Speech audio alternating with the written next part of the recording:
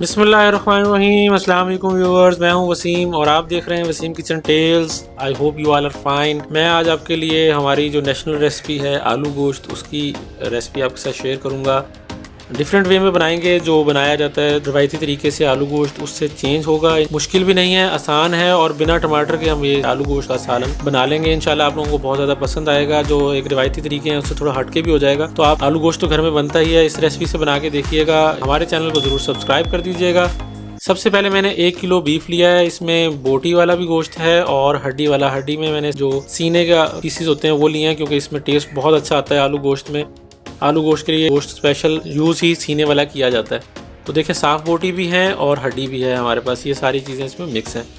तो इसके बाद ये प्रेशर कुकर में बनाऊंगा मैं। प्रेशर कुकर में सबसे पहले मैंने गोश्त ऐड कर दिया है और ये साथ ही इसके 2 मीडियम साइज़ की प्याज हैं, ये देखें, ये ऐड कर दी हैं। और बस पानी, ये तीनों चीज़ें हमने यहाँ इसकी यखनी तैयार करनी है।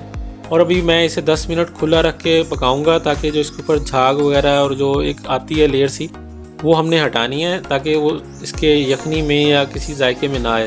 वो बड़ा ज़रूरी है। तो ये देखें, इसे 10 मिनट हो गए बॉयल होते हुए और इसकी जो साइडों पे आ गया है ये जो झाग सा मैं कह रहा था आपको, ये देखें, इस तरह से मैं रिमूव कर दूंगा ये सारा, क्योंकि ये ज़रूरी है, चाहे आप चिकन का कर रहे हो, चाहे मटन का और चाहे ये बीफ का। तो आप इस तरीके से आलू गोश्त बनाइएगा, इंशाल्लाह आप लोगों को बहुत ज़्यादा पसंद आएगा। ये जो रिवायती तरीका मसाला भून के या प्याज ब्राउन करके, उससे ज़रा चेंज है।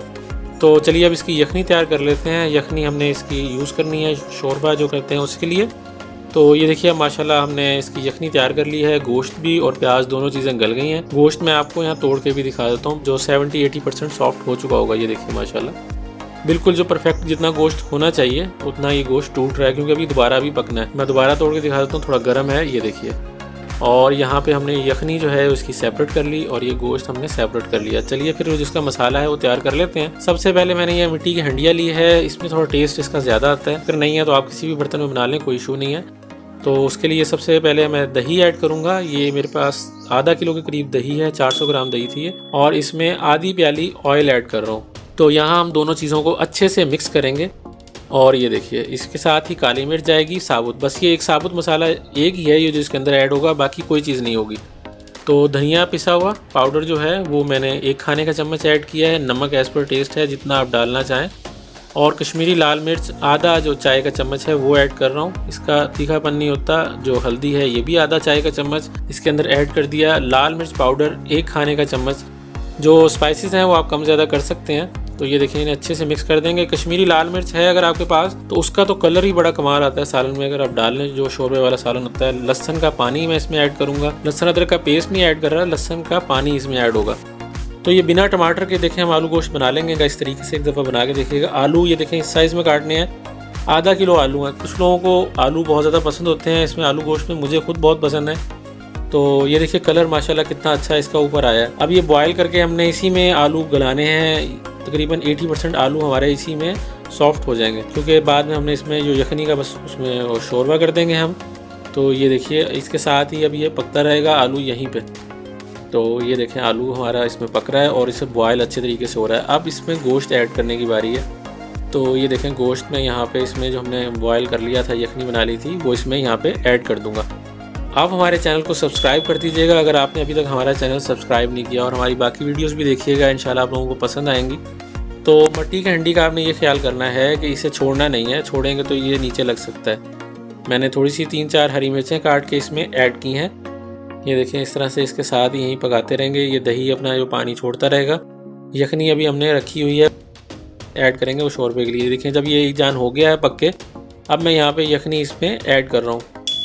सारी यखनी मैंने इसमें ऐड कर दी है और उसी के साथ पकाएंगे। अब जो आपने थिकनेस रखनी शोरबे की वो आपके ऊपर है, कैसे रखना चाह रहे हैं, लेकिन आलू गोश्त में थोड़ा पतला ही रखा जाता है। कलर इसका ऑटोमेटिक इसका आ जाएगा, वो आपने परेशान नहीं होना जब आप इसे थोड़ी देर के लिए छोड़ेंगे। अब हम इसे पकने के लिए थोड़ी देर छोड़ देंगे। नमक मुझे यहाँ कम लग रहा था तो नमक मैंने दोबारा ऐड कर दिया। तो आप मिट्टी की हंडी अगर हो पॉसिबल तो उसमें बना के देखिएगा, बहुत अच्छा जायका आता है। बस उसे नीचे लगने का ख्याल करना है आपने, क्योंकि ये जल्दी नीचे लग सकता है। यहाँ पे हरा धनिया आलू गोश्त में बहुत ज़्यादा ज़रूरी है, इसके अलावा बगैर तो इसकी खुशबू मुकम्मल ही नहीं होती। तो ये इसमें मैंने ऐड कर दिया। गार्निशिंग में दोबारा ऐड कर देंगे। तो ये देखिए, अब इसके बाद हरी मिर्च, इसका भी बड़ा अच्छा फ्लेवर आता है इसके अंदर। मैंने 3 से 4 हरी मिर्चें ऐड की हैं। और यहाँ ये देखें माशाल्लाह, अब थोड़ी देर मैंने छोड़ दिया था ढक के, उसके बाद ये देखिए कलर आप देखें इसका कितना ऑथेंटिक और कितना ज़बरदस्त कलर इसके ऊपर आ गया है, जिस तरह से होना चाहिए। आप ये माशाल्लाह देखें इसमें से, और मैं डिश आउट कर लेता हूँ। बिल्कुल परफेक्ट जितना होना चाहिए उसी तरह से ये हमारे आलू गोश्त तैयार है। आप ज़रूर बना के देखिएगा, इंशाल्लाह आप लोगों को बहुत ज़्यादा पसंद आएगा। और अगर आपको अच्छा लगे तो मेरे चैनल को ज़रूर सब्सक्राइब कीजिएगा, वीडियो को लाइक कर दीजिएगा और अपने दोस्तों के साथ शेयर कीजिएगा। गरम मसाला ऊपर थोड़ा सा ऐड करूँगा इसके, और हरा धनिया की गार्निशिंग हो जाएगी। ये देखें आलू गोश्त रेडी हैं, बनाएं और दावत में बना लें या वैसे, इंशाल्लाह आप लोगों को पसंद आएगा। तो आपसे मुलाकात होगी नेक्स्ट रेसिपी में, तब तक के लिए अल्लाह हाफिज़।